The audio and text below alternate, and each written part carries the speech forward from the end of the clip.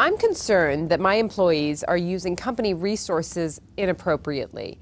Is it possible for me to search email records? And what about things like instant messages and text messages? In all of those cases, the answer will often be yes, if you have a strongly worded policy.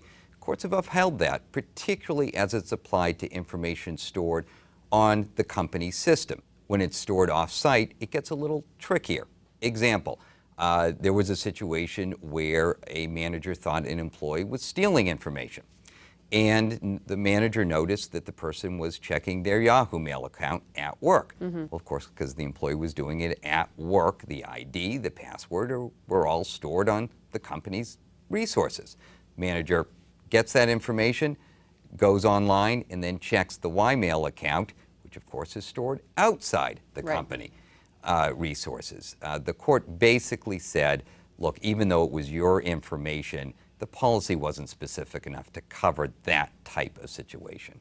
So in other words, then companies really need to have a more specific set of guidelines. That's often where the problem comes in. Let's face it, these policies tend to get outdated the minute they roll off the presses.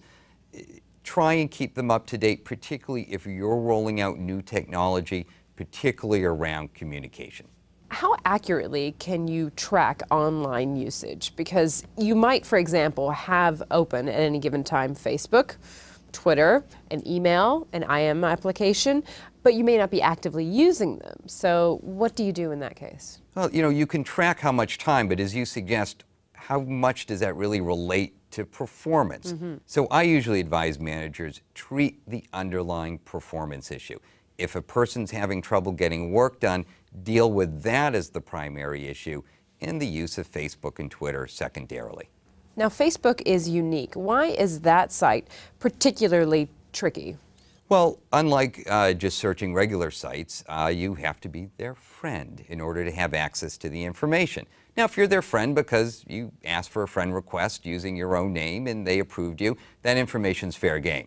However, if you used an alias, let's say, to kind of sneak in and become a friend. Surreptitiously. Surreptitiously, that's right. Or if you ask another employee to sign in for you so you can see the information, that's when legal issues can arise.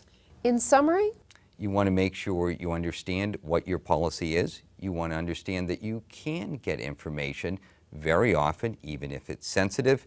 You want to make sure, though, when you're getting access to that information, you do it honestly.